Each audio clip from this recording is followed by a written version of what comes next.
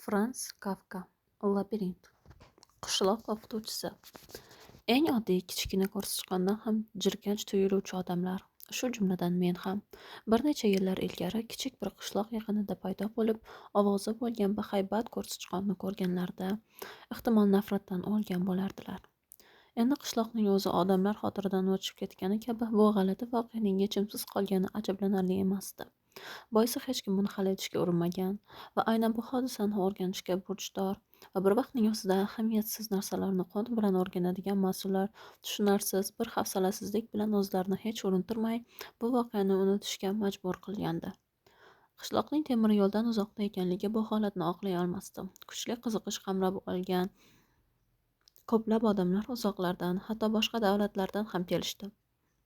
Faqat qiziqishdan ham ortiqroq qahramonliklarni namoyon qilish kerak bo'lganlar kelishni istashmadi. Agar tinimsiz kundalik tashvishlari bilan band mana shu oddiy odamlar bu ishlar bilan beg'araz va fidokorlik bilan mashg'ul bo'lmaganlarida bu g'ayrioddiy hodisa haqidagi mishmishlar ehtimol o'z qishloqlarida tashqariga chiqmagan ham bo'lardi. Shuni ta'kidlab o'tish kerakki, bu o'rindiqda eshitishning o'zi nihoyatda kamlik qiladi. Majoziy ma'noda aytganda, unga turtki berilmasa, u atrofga hech qanaqasiga tarqamasdi. Ammo bu harakatsizligi uchun sabab bo'lolmaydi. Albatta, aksincha mana shu tartibda og'ish qo'shimcha tekshirishlarni talab qiladi. Buning o'rniga hodisani tasdiqlovchi yagona yozma hujjatni tuzish mohir ustoz sifatida tanilgan keksa bir o'qituvchiga topshirilgandi. Biroq u yetarlicha ma'lumotlarga ham, kuzatuvlarni to'liq va ilmiy ta'riflash uchun maxsus tayyorgarlikka ham ega emasdi. Ularni tushuntira olish salohiyati yo'qligi haqida-ku gapirish ham shart emas. Uning bir qancha kichik izlanishlari nashr qilindi. Uni o'sha paytdagi qishloqqa tashrif buyurganlar katta qiziqish bilan sotib olishdi. Hatto maqtashdi ham. Biroq o'qituvchining o'zi bir aqlli inson sifatida yoki o'zi amalga oshirayotgan va biror kishi tomonidan qo'llab-quvvatlanmayotgan bu ishi hech qanday ahamiyatga ega emasligini tushunardi. Yildan yilga umid kamayib borsa ham, uning hanuzgacha taslim bo'lmagani bu g'ayrioddiy ish yechimini o'z hayotiga daxldor hisoblashi birinchidan bu hodisa qanday ta'sir kuchi yashiringanini, ikkinchidan bu keksa o'qituvchida qanchayin o'jarlik va ishonch yashiringanini ko'rsatardi. Ammo u o'z ishi haqida yozib borgan yakuniy xulosalarni ko'rsatgan vaqtda ish nima haqida ekanligini eslay olmagan odamni ko'rib, hokimiyat ko'rsatgan sovuq befarqlikdan juda azob chekdi. Bu yakuniy xulosa ehtimol ravon emasdir, biroq samimiyligi bilan e'tiborni torta olgani uchun ham kutilmagan munosabatdan og'rindi. Bu odamlar haqida u juda o'rinli gap aytgandi. Men emas, balki ular o'sha eski qishloq o'qituvchisi kabi mulohaza yuritarlar. O'z ishi haqida gapirish uchun atayin bir olimning huzuriga keldi. Olimning nomi keltirilmagan, biroq ba'zi bilvosita holatlar orqali uning kimligi taxmin qilish mumkin edi. O'qituvchi katta qiyinchiliklarni bartaraf etib, nihoyat qabul uchun ruxsat oldi. Biroq dastlabki gaplardanoq olim uning ishiga o'zgarmas xurofotlar bilan yondashdi. O'qituvchining uzun hisobotini beparvolik bilan tinglagani, uning fikrlarini hujjatdan parchalar olish orqali tasdiqlagani, olimning biroz o'ylangandan keyin yoki shundan ko'rinishidan keyin aytgan gaplari bu taxminni tasdiqladi. Sizning hududdagi tuproq haddan ziyod qora va zich joylashgan. Shunday qilib, ko'rsichqonlar yog'li ozuqani oladi va ular juda katta bo'lib yetiladilar. Lekin bu qadar bo'lishi kerak emas-ku. Asabiylashib gapirdi o'qituvchi, uning hajmini ko'rsatmoqchi bo'lib. Devorda 2 metrcha joyni chamalagancha. Nega bunday bo'lmasin? Javob qaytardi olim suhbatdan zavqlanib. Shu bilan o'qituvchi uyga qaytdi. U tunda izg'irinda xotini va 6 farzandi yo'lda uni qanday kutib turishi va nihoyat ularga umidlari qay holatda puchga chiqqanini, qanday iqror bo'lishini ta'riflab bergandi. Men ushbu olim tomonidan o'qituvchining qabul qilingani haqida o'qiganimda haliyam o'qituvchining asosiy izlanishi haqida bilmasdim. Ammo men darhol bu masala bo'yicha olinishi mumkin bo'lgan barcha ma'lumotlarni to'plash va qayta ko'rib chiqishga qaror qildim. Olim oldida o'zimning ojizligimni fahmlab, o'z ishim bilan hech bo'lmasa o'qituvchini emas, aniqrog'i halol, ammo nochor odamni qo'llab-quvvatlashni niyat qildim. Ha, yashirmayman. Keyinchalik bu shoshqaloqligimdan juda afsus qildim. Chunki ko'p o'tmay bu aralashuvim meni bema'ni vaziyatga tushirishini aniqligini sezdim. Bir tomonda mening o'zim ham yetarli darajada ojiz edim va olimni, ayniqsa jamoatni o'qituvchining ishiga xayrixohlik bilan qarashiga erisha olmadim. Hech bo'lmaganda boshqa tomondan o'qituvchi u izlayotgan asosiy narsa ulkan ko'rsichqonning mavjudligiga isbot meni uni himoya qilishdan ko'ra ko'proq tashvishga solayotganini fahmlash kerak edi. Oqibat shunday bo'ldiki, mening u bilan birlashishga bo'lgan urinishimni u to'g'ri qabul qilmadi va unga yordam berish o'rniga o'zim yordamchi haqida o'ylashimga to'g'ri keldi. Buning yuzaga chiqishi esa anchayin dargumon edi. Va eng muhimi, men og'ir ishni zimmamga oldim. Men ishontirmoqchi edim, lekin shu vaqtning o'zida o'qituvchiga murojaat ham qila olmasdim. Boisi u hech kimni ishontira olmadi. Shuning uchun ham to o'zimning ishim tugamaguncha qadar uni o'qib ko'rmaslikka ahd qildim. U bilan hatto uchrashishga ham urinmadim. To'g'ri, u mening izlanishlarim haqida boshqa shaxslar orqali bilib oldi. Biroq unga qaysi yo'nalishlar bo'ylab unga xayrixoh yo unga qarshi holda harakatlanayotganim noma'lum edi. Keyinchalik inkor etgan bo'lsa-da, u menimcha meni o'ziga qarshi harakat qilyapti deb o'ylagandi. Bir necha bor ishimga cho'p suqqani isbot bo'la olardi bunga. Bu unga uzrli ish emasdi asli, chunki men uni allaqachon o'rganib bo'lgan tadqiqotlarni takrorlashga majbur bo'lgandim va u baribir katta ehtimol bilan mendan oldinda edi. Bu yagona adolatli ta'ma ham aslida u meni tanlaganda taxmin qilayotgan qarama-qarshi yo'lni deb yuzaga kelgan muqarrar edi. Bayonotlarni ehtiyotkorona va kamtarona ohangda aytilishi sababidan keyinchalik bu o'pkalash o'z kuchini ancha yo'qotdi. Ishimning asosiy qismi o'qituvchining ta'siridan mutlaqo ozod edi. Ehtimol men bu borada haddan ortiq ehtiyotkorlikka berilib ketgandirman. Bu ishlar mendan avval tekshirilmagan guvohlar, so'roq qilinmagan dalillar, tizimlashtirilmagan, xulosa qilinmagan kabi tuyulardi menga. Keyinchalik o'qituvchining izlanishlarini o'qib chiqqach, unga avval hech uchramagan bahaybat ko'rsichqon degan beso'naqay bir nom tanlagan edi. Haqiqatda ham bizning fikrimiz turlicha ekanligiga amin bo'ldim.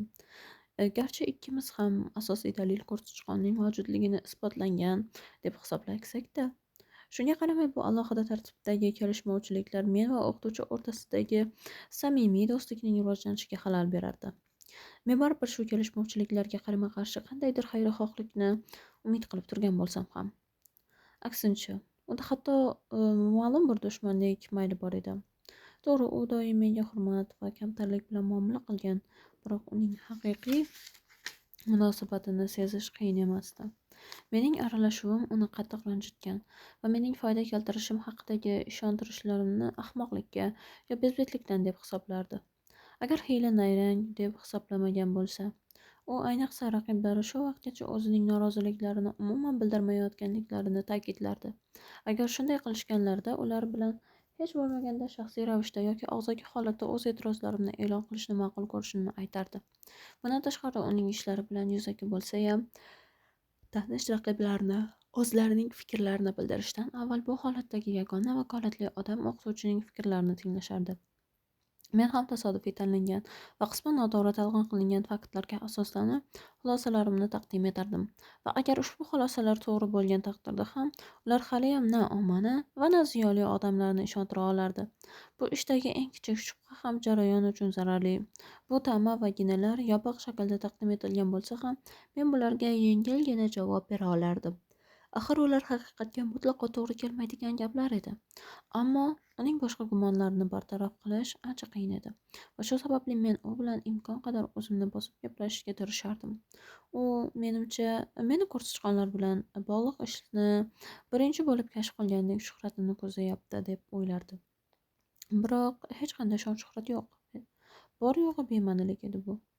Keyin tobora torayib borayotgan bu doirada albatta bu holatlar meni yo'ldan ozdira olmasdi. Bundan tashqari ishimning muqaddimasida ham bahaybat ko'rsichqonning mavjudligini kashf qilish sharafi hamma vaqt o'qituvchida qolishi kerakligi haqida aytgandim. Garchi u mening ishlarimni ochib o'qib ko'rmagan bo'lsa ham va chindan o'qituvchining taqdiriga hamdardlik hissi meni ishga kirishishga majbur qilgandi. To'g'ri, men ushbu ishning maqsadi deb haddan ortiq pafos bilan yozdim. O'sha paytdagi hayajonim shu edi. Baribir bu o'qituvchining mehnatini munosib tan olinishiga yordam berish vajida bo'ldi. Agar shu maqsadga erishilgan bo'lsa, unda mening nomim muammoga faqat shakldan bog'liq bo'lib chiqar va qachondan o'tkinchilik yuzasida shundoq ham abadiy yo'q bo'lib ketardi. Bu masalada mening rolim juda kichkinaligini ta'kidlaganimdan o'qituvchining menga nisbatan xunukginasini bashorat qildim.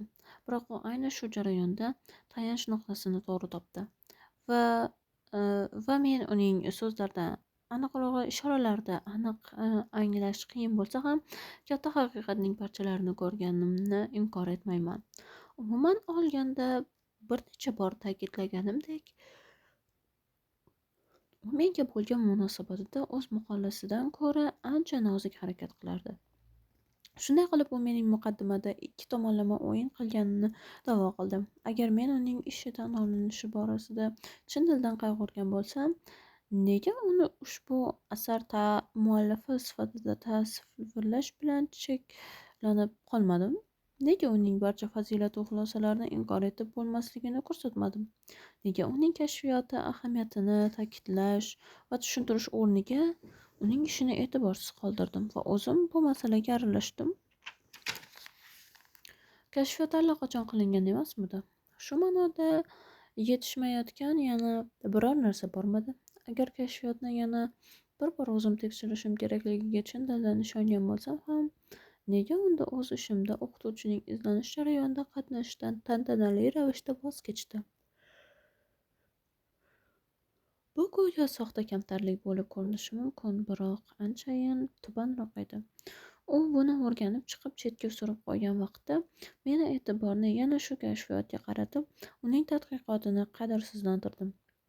Bu ish atrofidagi shov-shuv biroz pasaygandi, lekin men yana uni qayta qo'zg'ab, o'qituvchini qiyin va o'ng'aysiz holatga tushirdim va men o'z ishonchimni ham suiiste'mol qildim, chunki men tushunmagandim buni, chunki bu mening imkoniyat va qobiliyatlarimdan tashqaridagi hodisa edi.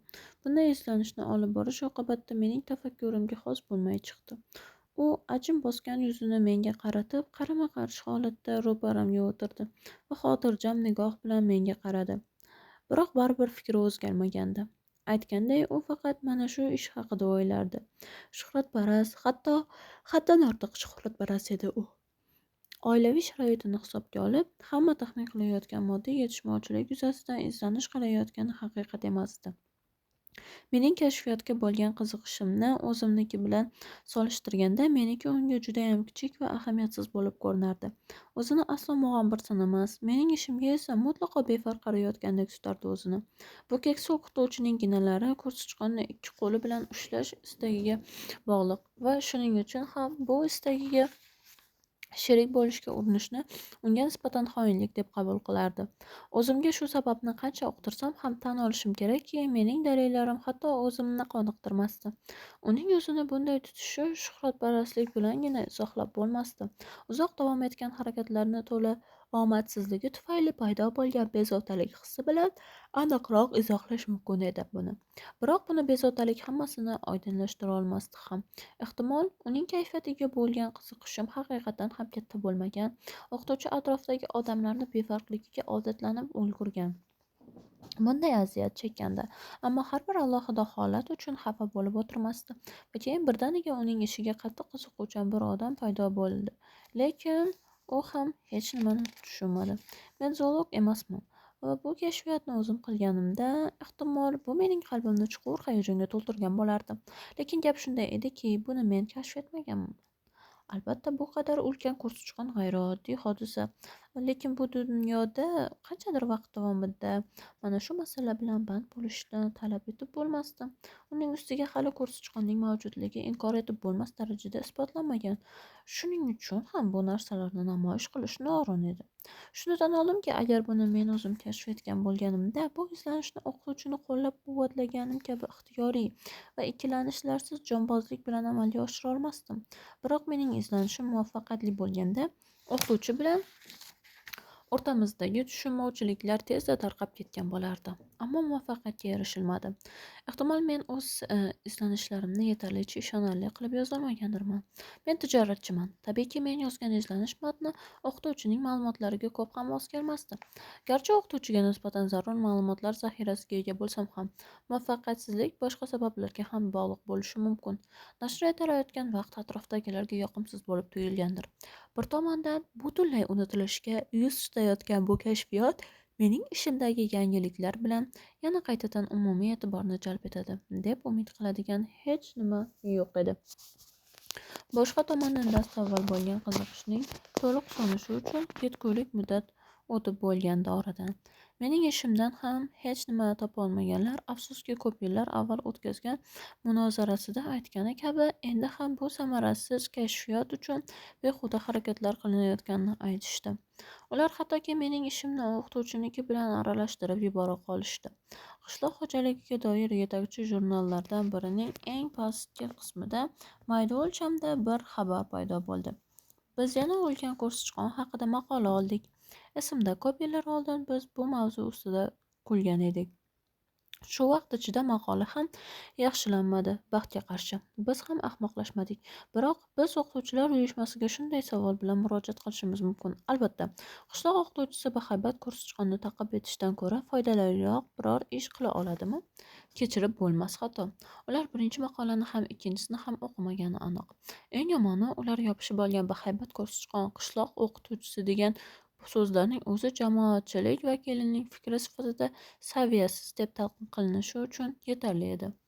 Albatta, bu borada ular bilan bahslashishim mumkin edi va bu bahs men uchun omadsiz tugamasdi. Biroq o'qituvchi bilan oramizdagi munosabat meni mana shu bahsga kirishishimdan saqlab turdi. Bundan tashqari, qo'limdan kelgancha jurnalning o'sha sonini o'qituvchidan yashirishga harakat qildim. Biroq uning o'zi bundan tez orada xabardor bo'lgan. Men buni Rojdestvo ta'tillari paytida meni ko'rishga kelganini aytgan maktubida bitta jumlada taxmin qildim. U yozgandiki, dunyo yovuz, boshqalar ham yovuz bo'lib, unga ko'maklashishyapti xolos. Demoqchimanki, men ham yovuz dunyoning mahsuliman. Biroq o'zimning tabiiy yovuzligimga qoniqmay, g'azabim bilan dunyoning yanada yomonlashuviga ko'mak beraman. Boshqacha qilib aytganda, men umumiy yovuzlikni uyg'otishga harakat qilyapman va uning g'alaba qozonishiga yordamlashyapman. Ammo men allaqachon qabul qilib bo'lganman. Shuning uchun uni xotirjam kuta olar, men tomonga qadam tashlab kelayotgan bamayli xotir kuzata olardim. U men bilan avvalgidek quyun salomlashmadi.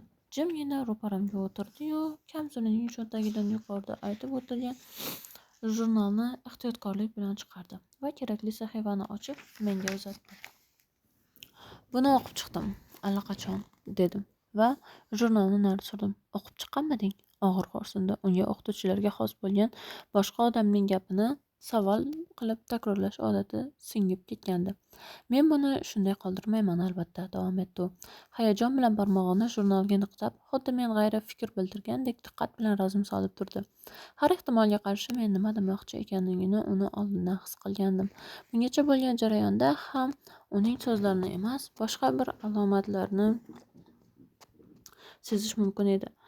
U mening rejalarimni doim to'g'ri taxmin qilgan, biroq taslim bo'lish va o'z taxmini ortidan ergashishni istamaydi. O'sha payt aytilgan hamma gapni sizga so'zma-so'z takrorlab berishim mumkin, chunki suhbatdan ko'p o'tmay men uni alohida qayd etib qo'ydim. Endi istaganingizni qilishingiz mumkin, dedim. Shu kundan boshlab yo'llarimiz boshqa-boshqa. Bu ishga boshqa aralashmayman. O'ylaymanki, bu siz uchun kutilmagan yoki noo'rin aytilgan gap emas. Bunga jurnaldagi maqola sabab bo'lmadi. Bu shunchaki qarorimni yanada qat'iylashtirdi, xolos. Aslida buning sababi shundaki, men dastlab o'zimning aralashuvim bilan sizga yordam bera olishim deb umid qilgandim. Lekin tan olishim kerak, men sizga faqat zarar keltirdim. Har tomonlama. Nima uchun bunday bo'lgani haqida hech nima deya olmayman.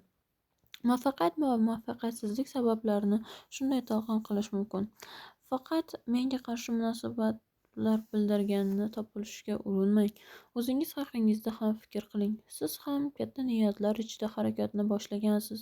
Biroq umuman olganda bu niyatlarni bari omadsizlikni boshdan kechirdi, xolos. Agar men hozir ortga qaytmoqchi bo'lsam, bu qo'rqoqlik yo xiyonat tufayli emas. Ba'zan o'zimga o'zim bosim o'tkazishimga to'g'ri keladi. Sizga qanday hurmat bilan munosabatda bo'lganim maqolamdan ko'rinib turibdi.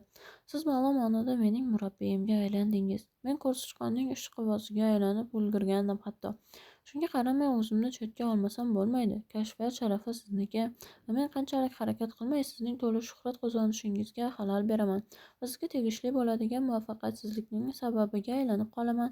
Siz nima bo'lganda ham mana shunday fikrda sobit qolasiz. Men gardanimga olishga tayyor, yagona jazoim bu kechirim so'rash, xolos. Agar zarurat bo'lsa, biror nashriyotda, masalan, bu jurnal sahifalarida bu iqrorimni nashr ettirib qayta bildirishim mumkin. Mening o'shanda unga aytgan so'zlarim ana shunday edi. Bu Bu so'zlar mutlaq chin dildan aytilmagan bo'lishiga qaramay, undagi samimiy jihatlarni ham ilg'ash qiyin emasdi. Mening arzim unga xuddi avvaldan o'zim taxmin qilgandek ta'sir qildi. Ko'p ketsa odamlar o'zidan yoshroq insonlar bilan bo'ladigan munosabatda qandaydir aldov yo firibni namoyon qilishadi. Siz ular bilan yonma-yon xotirjam yashab kelasiz. Munosabatlaringizni anchayin mustahkam deb hisoblaysiz. Qarashlaringiz qanday ekanligini yaxshilab bilib olasiz. Uzluksiz ravishda tinchliksevarlikning yangidan-yangi shartlarini qabul qilasiz. Hamma narsani shunchaki oddiy va tabiiy qabul qilib turgan vaqtingizda to'satdan o'ta muhim bir voqea yuz beradi. Ehtiyotkorlik bilan tarbiyalangan haligi tinchlik o'z rolini o'ynashi kerak bo'lgan vaqtda bu qariyalar birdaniga begonaga aylanishadi. Ular o'zingizni yanada chuqur va qat'iy qarashlarni ko'rsata boshlaydilar. O'sha vaqtda o'z bayrog'ingizni jildini olib tashlaydi va siz ming hadik bilan uning yangi shiorini o'qiy boshlaysiz. Qo'rquv birinchi navbatda qariyalar tomonidan bildirilayotgan fikrlarning chindan adolatli, oqilona va e'tirozlarga sabab bo'lmayotganligini talqin qilishga bog'liq edi. Va mislsiz yolg'on aynan shu jihatida yotadiki, mohiyatan ular har doim hozir gapirib turgan gapini aytib kelishgan. U meni endi hayratda qoldira olmasa, men o'qituvchining ruhiyatiga qancha ham chuqurroq kirib bolardim. Bolam, dedi u, qo'lini do'stona bir tarzda qo'lim ustiga qo'yib. Bolam, qanday qilib bu ish bilan shug'ullanish fikri xayolingga kelib qolgandi? Men bu haqda eshitishim bilanoq xotinim bilan gaplashdim. U stoldan uzoqlashdi, polga qaragancha qo'llarini ko'tardi. Go'yo yerdagi miniatyurada xotin o'tirar va unga murojaat qilayotgandek. Uzoq vaqt davomida biz yolg'iz o'zimiz kurashib olib bordik. Endi esa aftidan shaharda bizning himoyachimiz, homiyimiz bor. Bir savdo xodimi degan edi. Bu yerda odamning bir narsasi bor, shunday emasmi? Axir shahar tijoratchisi degan nomda ko'p gap bor. Agar bir yalangoyoq dehqon bizga ishonsa va buni ochiq e'lon qilsa, bizga bundan hech naf chiqmaydi. Chunki dehqon nima qilsa ham madaniyatsiz. U qishloq o'qituvchisi haq deydimi yo axloqqa zid holatda bu ishlarga tupuradimi, natija baribir o'zgarmaydi. Va agar bitta dehqon o'rniga 10,000 dehqon harakat qilgan taqdirda ham natija battar yomonlashib ketgan bo'lardi. Shahar tijoratchisi va bunday odamlarning aloqadorligi esa mutlaqo aksi. Ular hatto voz kechib ketgan narsalar ham katta doiralarga borib tushadi. Ishimizga yangidan-yangi homiylar aralashishni boshlaydi. Ularning ba'zilari ko'ryapsizmi, siz qishloq o'qituvchisidan ham nimadir o'rganishingiz mumkin deydi. Va ertasi kuni ko'p odamlar bu haqida o'zaro pichirlashib yuradilar. Ularni tashqaridan kuzatib, siz buni aslo kutmagan ham bo'lib chiqasiz. Va endi ish uchun mablag' qidirishadi. Biri yig'adi, boshqalari uning qo'lidan pulni hisoblaydi. O'qituvchini hamma qishloqdan olib kelish kerak deb hisoblaydi. Ular o'qituvchini oldiga kelishib, qiyofasiga ham ahamiyat bermay, uni o'z davralariga qo'shishadi. O'qituvchi xotini va farzandlaridan ayri yashashni istamagani uchun ularni ham birga qo'shib olib ketishadi. Siz biror marta shaharliklarni kuzatganmisiz? Ular tinimsiz chug'urlashishadi. Agar ularni bir nechtasini jamlasa, bu chug'urlash tobora kuchayib boradi. Va mana shu chug'urlash ostida xayrlashishga ham imkon bermay aravaga o'tkazishadi. Ulov ostidagi xo'jayin qamchini silkitgancha aravani yurgizadi. Hamma shaharliklar biz hatto ular bilan birga kelmayotgandek, qishloqda qolayotgandek qo'l silkitishadi. Bir necha aravalar, ayniqsa sabrsizlar biz bilan uchrashishlari maqsadida shahardan qarama-qarshi yo'nalishda yo'lga chiqadi. Biz yaqinlashganimizda ular ko'rish uchun bo'yinlarini cho'zadilar. Pulni yig'gan kishi hammasini boshqarib turadi va jamoatchilikda tinchlantirishga undaydi. Shaharga kirib ketganimizda ortimizda aravalar qatori cho'zilib kelayotgan bo'ladi. Biz salomlashish allaqachon tugagan deb o'ylaymiz. Vaholanki mehmonxonaga kirayotganimizda u endi boshlanayotgan bo'ladi. Shahardan faqat hayqiriq ovozi eshitiladi. Atrofda juda ko'p odam to'plangan bo'ladi. Bir odamni tashvishlantirayotgan narsa birdaniga boshqa bir odamni tashvishlantira boshlaydi. Ular bir-birining fikrlarini og'izlaridan yulqib olib, ularni o'ziniki qilib olishadi. Yig'ilganlarning hammasi ham tiqilinchdan arava yoniga kela olishmaydi. Ular mehmonxona yonida kutib turishadi. Boshqalar kelishi mumkin-ku, lekin o'zlarini o'z qadr-qimmatini bilish hissi yonimizga kelishdan tiyib turadi. Ular ham kutishadi. Shunchaki pul to'plagan kishi qanday qilib hamma narsani ko'ra olishiga hayron qolasan. Men o'qituvchini xotirjam tinglardim va har bir so'zini eshitgan sayin yanada xotirjamlashardim. Maqolamning nechta nusxasi bo'lsa ham barini stol ustiga qo'ydim. Faqat bir nechtasi yetishmayotgan edi. Chunki men allaqachon tarqalib ulgurgan maqolalarni bir nechta xatlar orqali aksariyatni qayta yig'ib olgandim. To'g'ri, murojaat qilganlarimni ko'pi menga iltifot bilan javob qaytarishdi. Xuddi ular eslab o'tilgan maqolani qachon olganliklari, hatto ularga yetib kelgan taqdirda ham yo'qolganligini eslay olmayotgandek. Bu narsaga men ham ko'nikib bo'lgandim aslida. Bundan boshqasini kutmagandim ham. Faqat birgina odam mendan maqolani g'ayrioddiy bir narsa sifatida saqlab qo'yishga ruxsat so'radi. Lekin u mening maktubimga javoban bunga yaqin 20 yil ichida hech kimga ko'rsatmaslikka va'da berdi.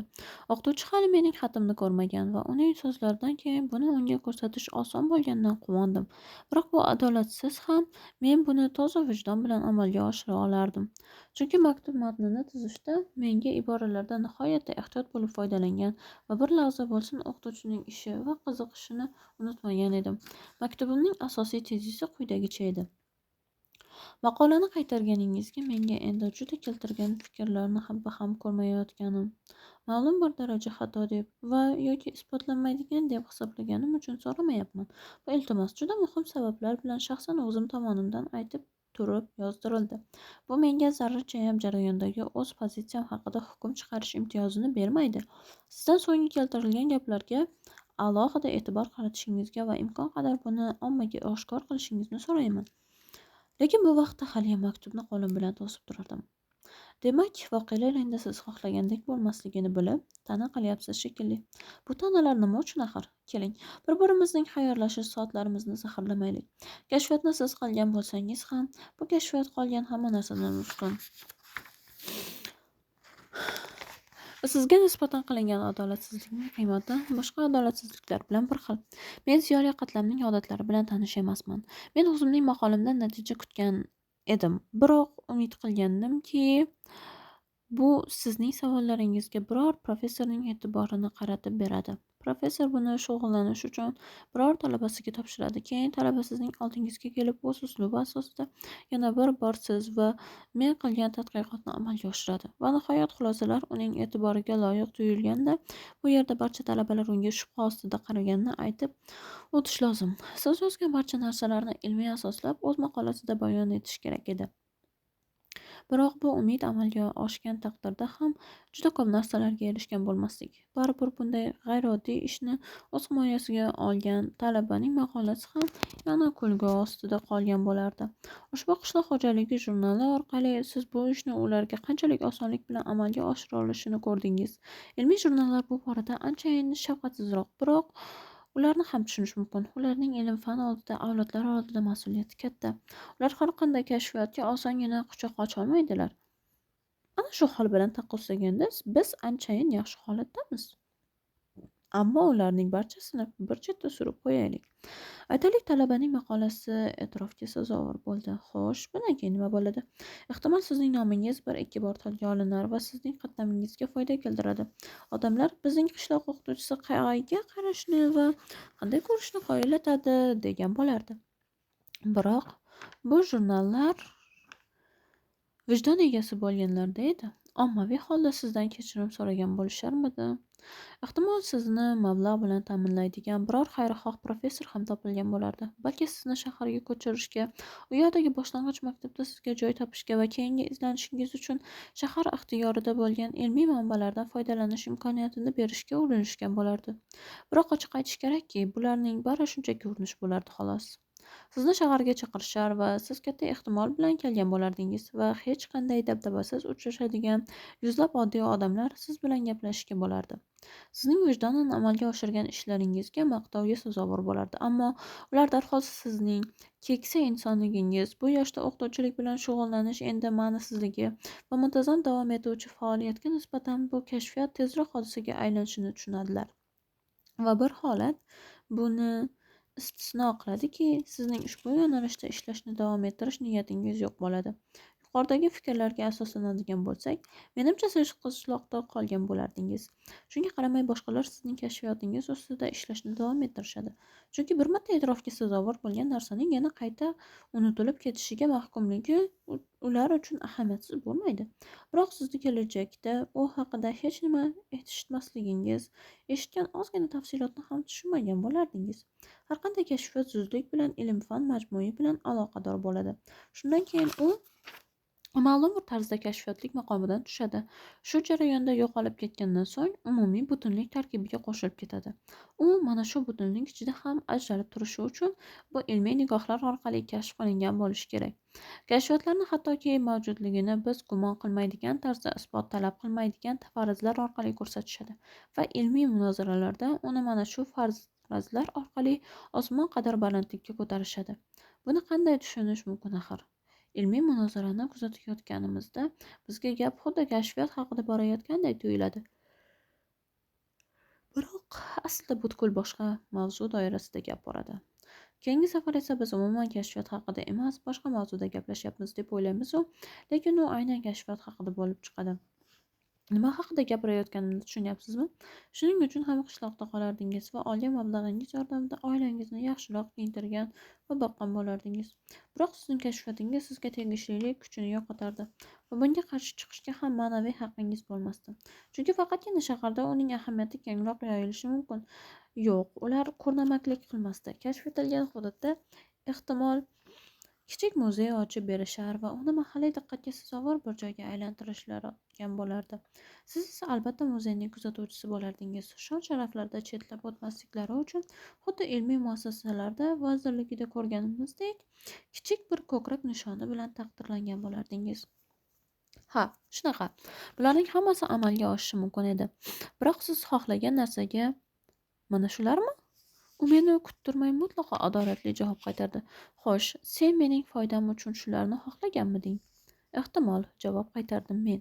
Lekin o'sha vaqtlarda sizga hozir aniq javob qaytarishim uchun yetarlicha o'ylamagandim. Men yordam bermoqchi edim, xolos. Biroq bu muvaffaqiyatsizlik kechdi. Ehtimol bu mening tashabbuslarim orasidagi eng omadsiz ishdir. Shuning uchun men hozir tadqiqot doirasidan chiqib, qo'limdan kelgancha hamma harakatimni bekor qilmoqchiman. Yaxshi, dedi o'qituvchi trubkasini chiqarib, tamaki bilan to'ldirgancha. Hech qachon rahmat keltirmaydigan bu ishni sen o'z ixtiyoring bilan olganding. Endi o'z ixtiyoring bilan chetga chiq. Hammasi mutlaqo to'g'ri. Men ovsar emasman, dedim men. Balki taklifimdan biror bir kamchilik topgandirsiz. Mutlaqo hech qanday javob qaytardi o'qituvchi trubkani tugatgancha. Tamaki hidiga uzoq toqat qila olmadim. O'rnimdan turdim va xona bo'ylab yura boshladim. Avvalgi uchrashuvlarda amin bo'lganimki, o'qituvchi ko'pincha jim turishni afzal deb biladi. Biroq yoningizda biror ehtiyoj bilan kelgan bo'lsa, siz undan osonlikcha qutula olmaysiz. U meni ko'p bor bezovta qilar. Mendan unga nimadir kerakdek atrofimda aylanardi. Nimaligini ko'p bor o'ylagan va pul taklif qilganman o'sha vaqtlar. U esa o'z ixtiyori bilan bu pulni olgandi va tezda mana shu xursandchiligi ostida ko'zdan yo'qolgandi. Bu vaqtga kelib u trubkani tutatib bo'lgan. Stolning orqa tomonida aylanib otgancha tugunli tayoqchani chiqarib qo'ydi. Ehtiyotkorlik bilan uni stolga qo'yib, iliqlik bilan qo'limdan siqdi va xonani tark etdi. Ammo uning mana shu bugungi sukuti ochig'i menga malol keldi. Agar bir odam xuddi men kabi boshqa bir odamga abadiy xayrlashishni taklif qilsa va ikkinchi tomonga ham bu ma'qul kelsa, u imkon qadar o'rtalarda qolgan umumiy ishni yakunlashi va biror hojatsiz o'zining keraksiz sukuti bilan birinchi odamni bog'lab o'tirmasligi kerak. Orada ularni bog'lovchi hech nima qolmasligi kerak. Mutlaqo ortimizdagi stolda o'tirgancha bu o'jar cholni kuzatib o'tirgan har bir odam endi uni xonadan chiqarib yuborish umuman imkonsiz degan qarorga kelib bo'lishgandi. 1914-1915 yil. Frans Kafka. Labirint. Ochlik ustasi. So'nggi 10 yillikda ochlik san'atiga bo'lgan qiziqish sezilarli darajada pasaydi. Avvallari bu ishning ustalari ommaga o'z san'atini ko'rsatib kattaroq pul topa olishi mumkin edi. Biroq hozir bu aql bovar qilmas hol bo'lib qolgan. U paytlar boshqacha davr edi. Shaharda qanchalik ochlikni davom ettirgan sari shunchalik odamlar qafasiga qarab yopirilib kelaveradigan parhezdor haqidagina gaplar yurardi. Kuniga hech bo'lmasa bir marotaba uni ko'rishga kelgan odamlar orasida ertalabdan to kechgacha qadar ham qafas yonidan ketmaydiganlar topilardi. U hatto tunda ham mashinaning kuchli yorug'ligi ostida ko'rsatib turilardi. Ob-havo yaxshi bo'lgan qafasda ko'chaga olib chiqishar va shu zahoti atrofni bolalar o'rab olardi. Kattalar uchun esa bu ko'proq puli to'lanadigan va o'zlari kuzatayotgan moda tomoshasidagi odam kabi ermak bo'lib tuyulardi. Bolalar esa zo'r qiziqish bilan tikilishar, og'izlarini ochgancha angrayib, vahimadan bir-birovini qo'lidan tutib olishardi. Ularning yonida poxol bo'yada, u hatto kresloni ham rad etgandi.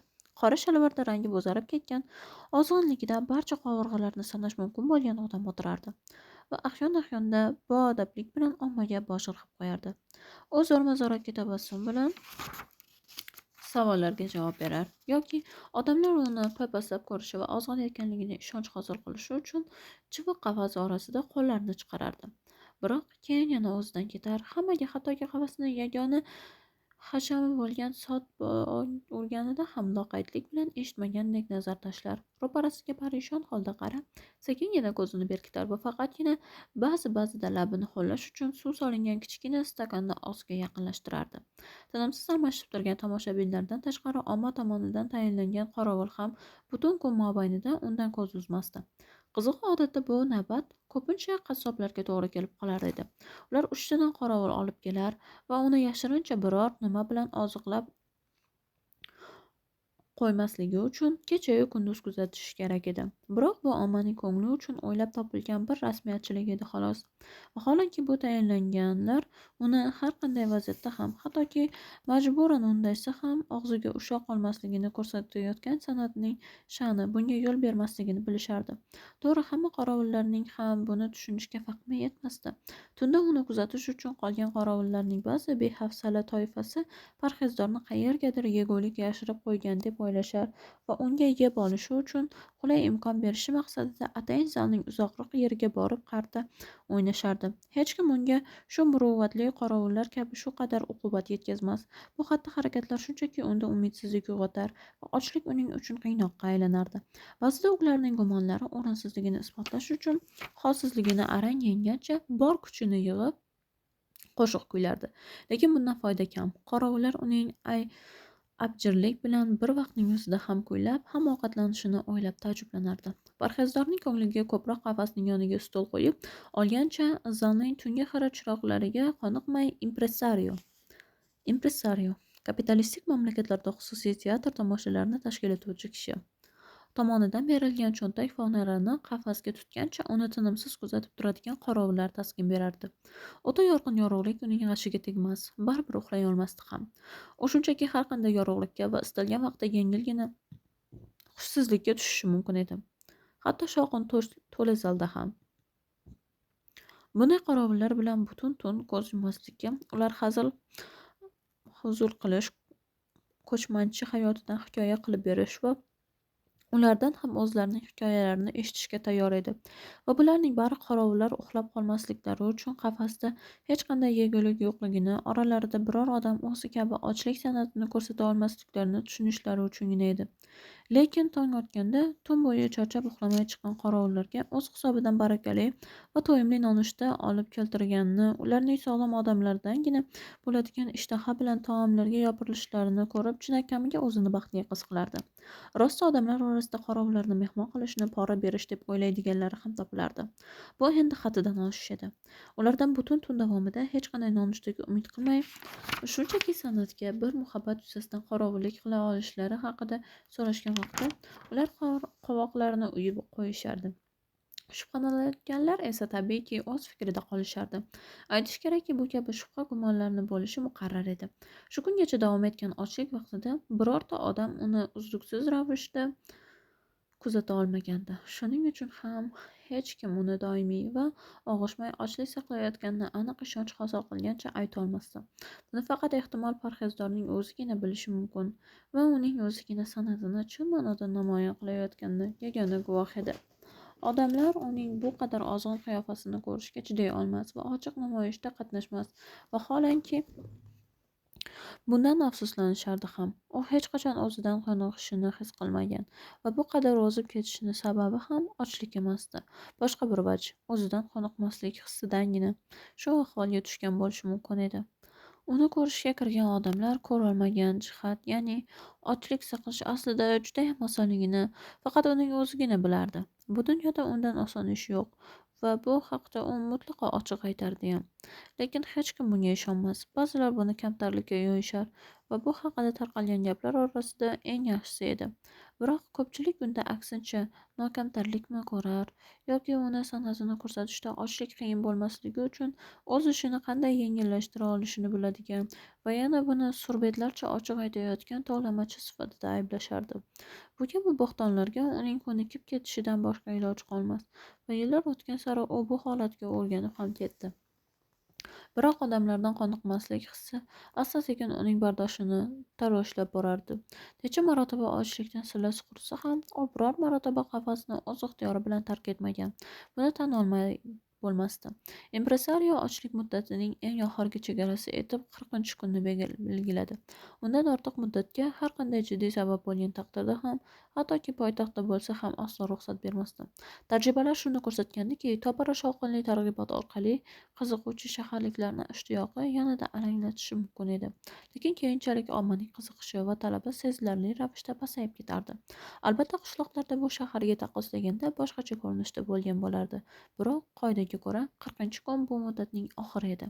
Keyin so'nggi kuni amfiteatr ishtiyoqmandi tomoshabinlarga to'lib puflama cholg'ular orkestri bo'lib o'tar. Olomon tomonidan otilgan gullar bilan bo'lgan qafasning eshigi ochilardi va uning ichiga ikkita vrach kirib, parhezdor tanasining o'lchami va og'irligini tekshirardi. Natija esa ovoz kuchaytirgich megafonlar orqali ommaga yetkazilardi. Oxirida uni qafasdan olib chiqish sharafiga ega bo'lgan ikkita yosh omadli xonimlar paydo bo'ldi. Ular parhezdorni taxtasupadan zinalar orqali olib tushish, puxta o'ylangan tamaddi bilan tuzilgan dasturxon oldiga kichik stolga o'tkazishadi.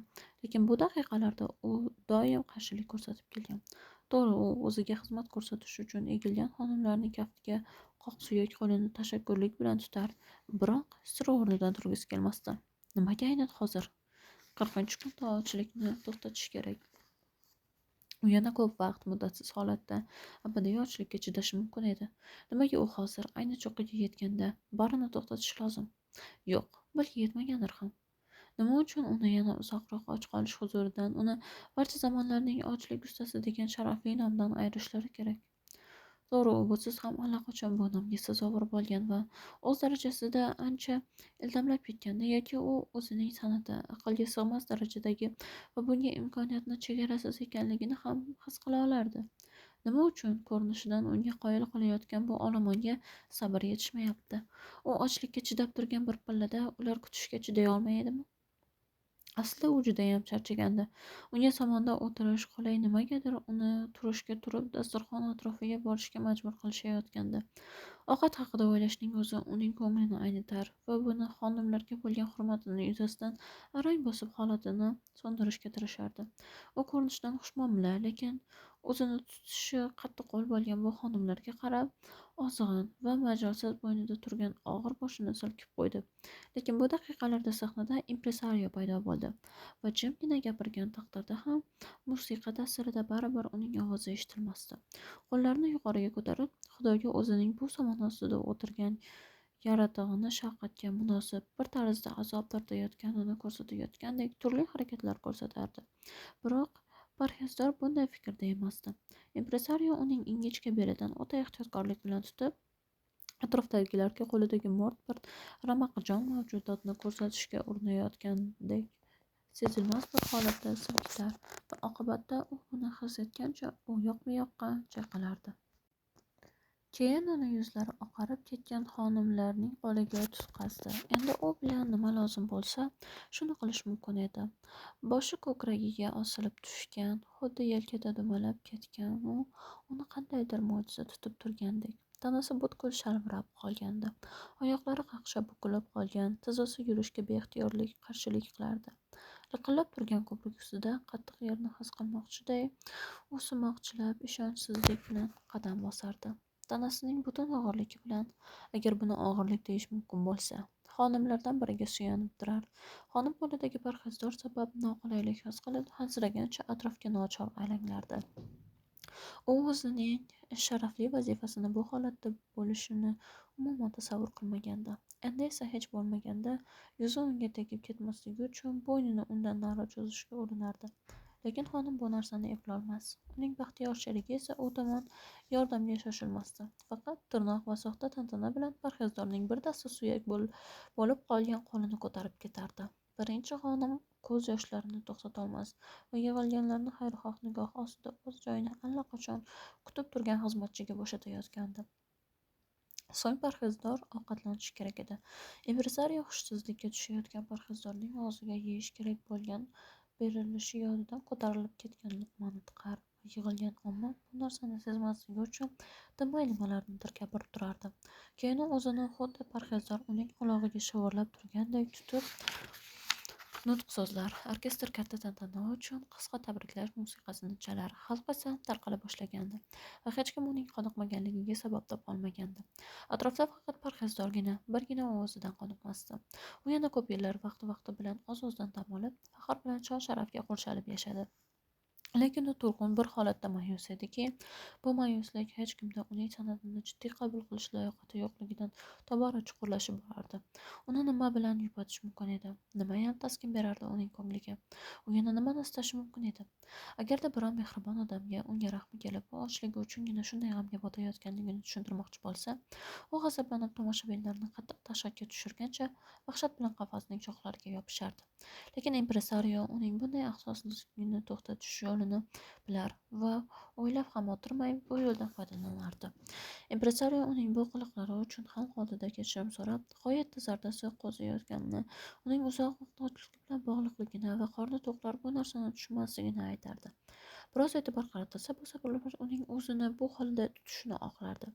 Albatta, xuddi shu sabab bilan impresario uning ijozat berishgandan ham ko'ra ko'proq ochlik saqlay olishi da'vosini ham tushuntirib ketardi.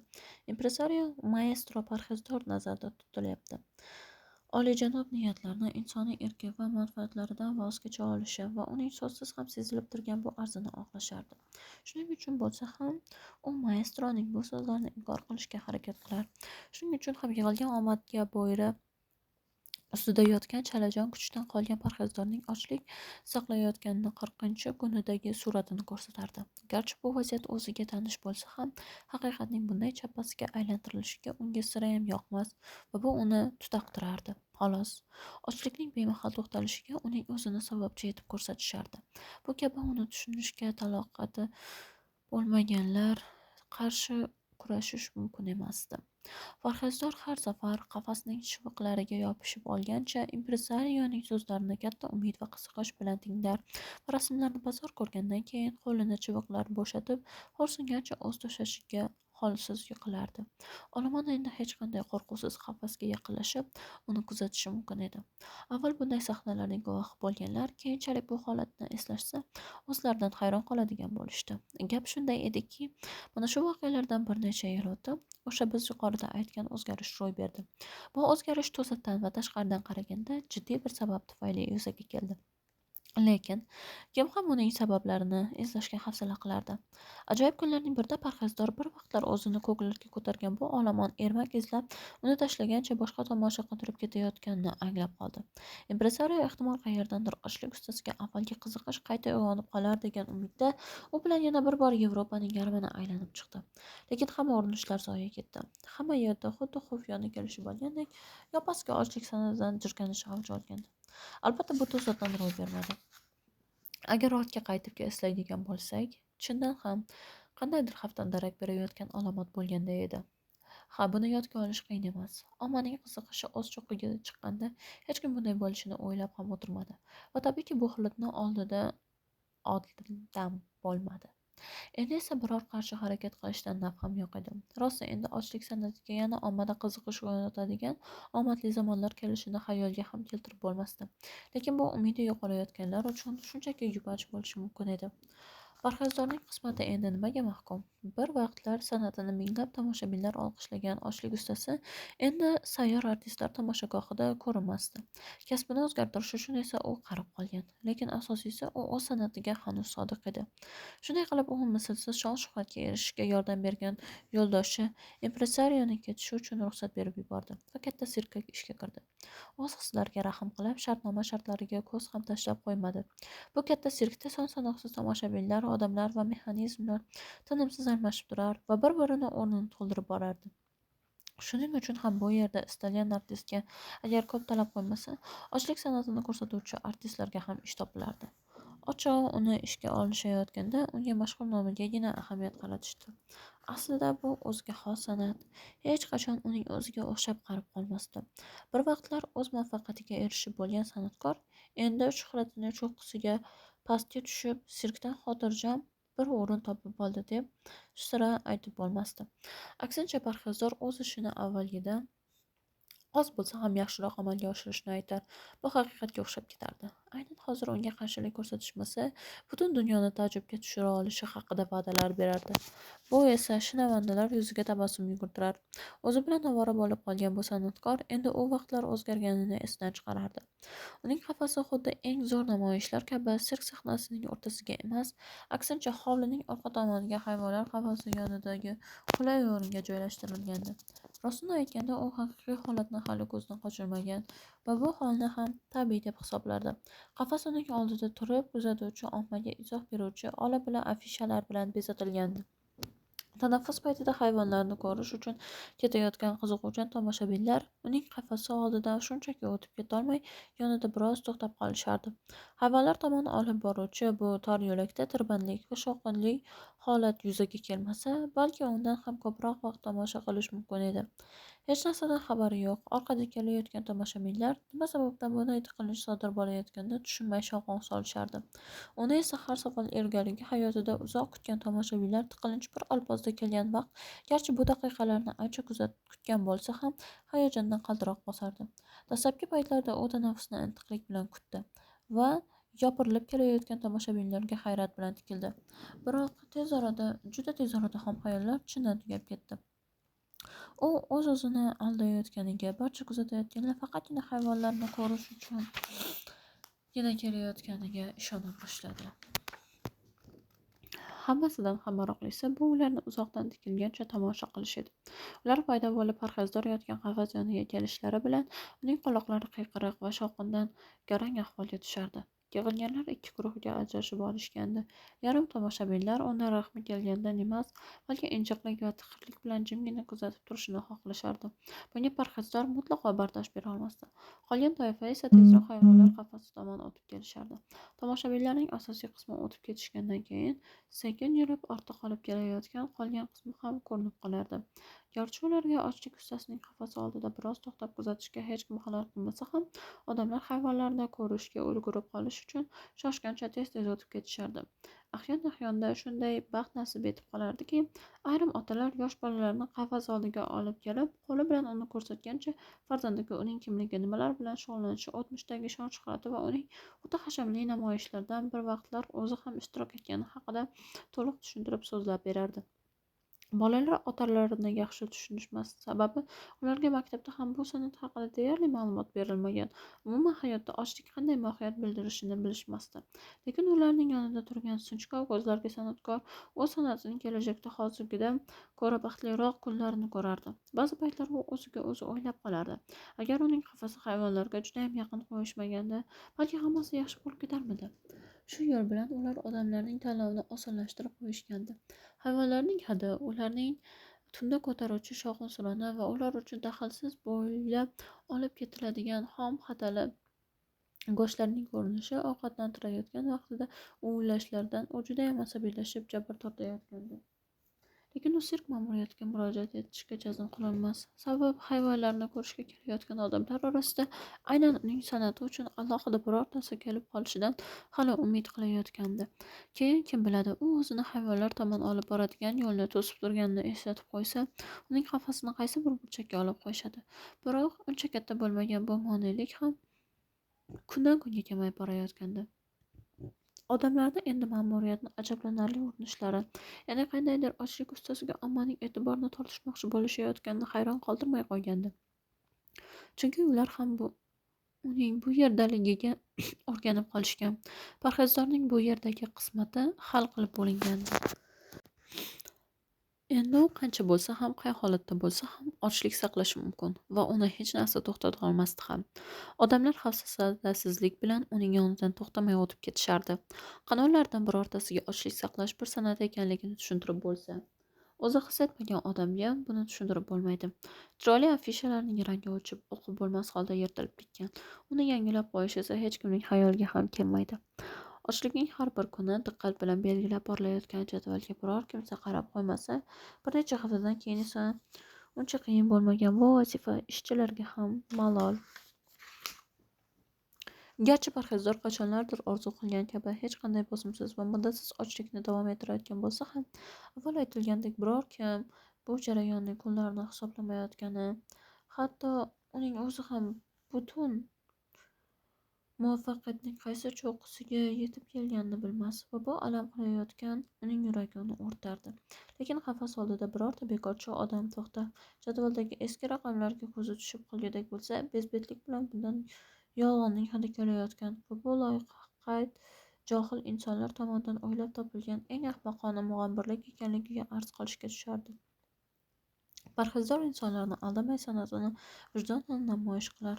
Aksincha uning atrofidagilar uni o'zi loyiq bo'lgan mukofotdan ayirgancha aldab ketayotgandi. Kunlar bir xilda o'tar, biroq bu kunlarning ham oxiri kelib qoldi. Ana shunday kunlarning birida Shtalmeyster, sirkdagi namoyishlar boshqaruvchisi, ko'zi parhezdorning qafasiga tushib, xizmatchilardan nima sababdan shunday yaxshi qafas chirigan somonlar bilangina bo'shayotganini so'radi. Shtalmeyster faqat bir ishchi jadvalini ko'rib, parhezdor esiga tushib qolmaguniga qadar hech kim javob olmadi. Sirkdagilar yog'och bilan somonni titib, ular orasidagi san'atkorni topishdi. Sen haliyam ochlik saqlayapsanmi? So'radi Shtalmeyster. Qachon to'xtatasan buni? Hammangiz meni kechiring, pichirladi parhezdor. Bu so'zlarni faqatgina quloqlarini qafasga tirab turgan Shtalmeystergina eshitdi. Albatta, javob qaytardi Shtalmeyster va ko'rsatkich barmog'ini xuddi ishchilarga uning qay ahvolga yetib borganini ko'rsatmoqchiday manglayiga niqtab qo'ydi. Biz seni kechiramiz. Men har doim odamlar san'atimni ko'rib, qoyil qolishlarini, zavqlanishlarini xohlab keldim, dedi maestro. Mana biz zavqlanyapmiz-ku. Osongina yon bosdi Shtalmeyster. Lekin siz bu bilan zavqlanishingiz kerak emas edi, shivirladi parhezdor. Mayli, unda zavqlanmaymiz. Nima uchun zavqlanmasligimiz mumkin? Chunki men ochlik saqlashga majburman. Tushunyapsanmi? Boshqacha bo'lishi imkonsiz. Qani aytchi menga, so'radi Shtalmeyster. Nega endi boshqacha bo'lishi imkonsiz? Chunki men, dedi u, qurigan boshini ko'tarib, xuddi o'pmoqchi bo'lganday. Birorta gapni eshitmay qolmasligi uchun labini naq Shtalmeysterning qulog'igacha keltirib, men hech qachon o'zim xohlagan ta'bimga to'g'ri keladigan ovqatni topa olmayman. Ishon. Agar men bunday ovqatni topganimda, bu holatimni o'zgartirib boshqalar va sen kabi to'yib ovqatlanib olgan bo'lardim. Buning oxirgi so'zlari edi. Biroq uning so'ngan ko'zlarida hamon mag'rur bo'lmasa-da qat'iy bir e'tiqod, yana va yana ochlik saqlay olish ishonchi qotib qolgandi. Olib tashlang barchasini, buyruq berdi Shtalmeyster. Uni o'sha baholi bilan birgalikda ko'mishdi. Qafasga yoshgina leopardni qamadilar. Hatto eng hissiz odamlar ham shuncha vaqt bo'sh yotgan qafasga axiyri biror hayvon joylashtirilganligini ko'rib, yengil tin olib qo'yishdi. Leopard o'zini har doimgidan ham yaxshiroq his qilardi. Qorovullar o'ylab ham o'tirmay unga yaxshi ko'rgan yemishlarini olib kelishardi. Hayvon ko'rinishidan yo'qotilgan ozodligini sog'inayotganga ham o'xshamasdi. Uning keragidan ortiq hayotiy kuch jamlangan bardam jussasi o'zini va o'z ozodligini qamab qo'ygandek tuyulardi. Ozodlik go'yo uning so'yloq tishlari orasida berkinib olgandek. Jag'ining tirqishlari orasidagi bu xursandchilikni ham ommaga shunday ko'rsatardiki, odamlar bu holatga arang-dosh berishardi. Lekin ular o'zlaridagi qo'rquvni yengib, qafasni doira shaklida zich bo'lib o'rab olishdi va hech nimaga ahamiyat qaratmasdan joyidan qo'zg'almay hayvonni kuzatishda davom etishdi. 1922-yil. Franz Kafka, Labirint. Audio kitob o'z nihoyasiga yetdi.